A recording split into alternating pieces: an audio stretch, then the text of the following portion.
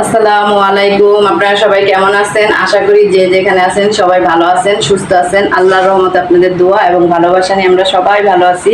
প্রতিদিনের মতো শুরু করতে যাচ্ছি নতুন ভিডিও। আর আমি এখন চলে আসছি ফ্রিজের সামনে কি করব না করব আপনাদের সাথে শেয়ার করার জন্য। আমি ফ্রিজটা খুলে দেখাই। ফ্রিজটা আমি বন্ধ করে রাখছি। আর এই যে এখন ফ্রিজ দেখেন, আর ফ্রিজের কি অবস্থা। ফ্রিজের অবস্থা দেখলে সবাই ভয় পাইবেন। আপনারা ভয় পাবেন না, কিন্তু আমি কিন্তু ভয় পাই, আপনারা ভয় পাবেন না ফ্রিজের অবস্থা দেখে। এখন ফ্রিজটা আমি পরিষ্কার করব। পরিষ্কার করার জন্য মানে সব সরঞ্জাম নিয়ে আসছি। কি দিয়ে কি পরিষ্কার করব। ফ্রিজটা বন্ধ করে রাখছি, অনেকক্ষণ হয়েছে। বরফ এখনো ছোটে নেই, স্ট্যান্ডটা না লড়ে। দেখো, ফ্যান ছাড়লে গাইমা যাই, মানে আওয়াজ হয়, আর ফ্যান বন্ধ করলে গাইমা। আর এখন আমি এই যে ফ্রিজে সবকিছু বের করব, বের করে ফ্রিজটা গুছাবো। আর আজকে আমি আপনাদের সাথে শেয়ার করব আমি কবে থেকে ফ্রিজ ধুইতেছি না, করতেছি না, সবকিছু শেয়ার করব। প্রায় আব্বু এদিকে আসো তো, দাঁড়ান আমি বলটা নিয়ে আসি। আচ্ছা থাক। যাই হোক, আমার মেয়েকে ডাক দিছি, আমি নিয়ে আসলাম বল, যেগুলো রাখবো রাখার জন্য।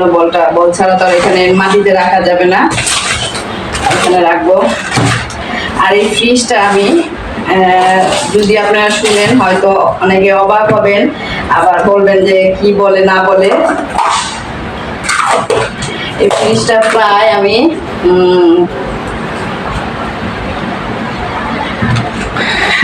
8-9 মাস পর ফ্রিজটা পরিষ্কার করতেছি। 8-9 মাস, কিন্তু 8-9 মাস হলে আপনার মানে ডিপটাই শুধু আমি পরিষ্কার করি নাই 8-9 মাস যাবত। এই দেখেন, আমি দেখাই কি অবস্থা ফ্রিজে। দেখেন বরফ জমা, দেখছেন বরফ জমা আমার ফ্রিজের নাজেহাল অবস্থা। প্রায় 8-9 মাস হয়েছে আমি ফ্রিজ পরিষ্কার করি না, কিন্তু নর্মালটা আমি সবসময় পরিষ্কার করে রাখছি, শুধু ডিপটা আমার পরিষ্কার করা হয় নাই। ডিপটা এখন করতেছি। কেন ডিপটা পরিষ্কার করা হয় নাই, অনেকদিন মানে বরফ জমে নেই। আর এখন 8-9 মাস হয়ে গেছে, অলসতার কারণে আমার ফ্রিজ পরিষ্কার হয় নাই। এখন যাই হোক, ফ্রিজটা পরিষ্কার করি, পরে আপনাদের সাথে সবকিছু শেয়ার করবো, কেমনি কি করতেছি না করতেছি অবশ্যই।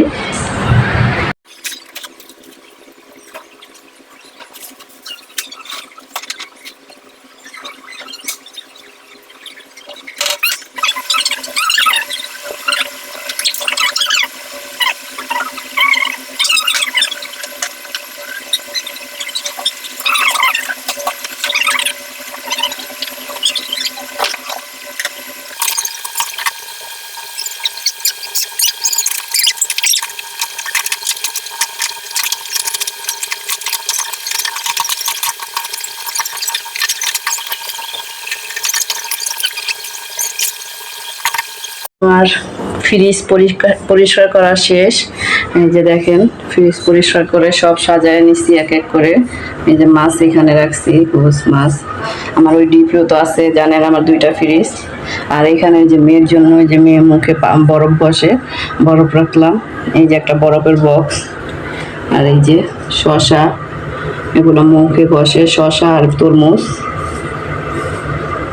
সব হাবি জাবি রাখলাম, এটা লাগাই দেয়। এই হলো সবকিছু পরিষ্কার করে গুছিয়ে নিলাম। তারপর নিচেও পরিষ্কার করলাম, এই যে নিচেও গুছিয়ে নিয়েছি সবকিছু এক এক করে। কাঁচামরিচের ঝুড়ি, খেজুর, আলু বোখরা, পানি, লেবু, পিসে টমেটো, ড্রয়ারও পরিষ্কার করে রাখছি, সবকিছুই পরিষ্কার করা। এখানে যে আমার মেয়ের 2টা স্প্রাইট আছে, করলা, আমার মেয়ের কেকের সরঞ্জাম সবকিছু ফ্রিজে।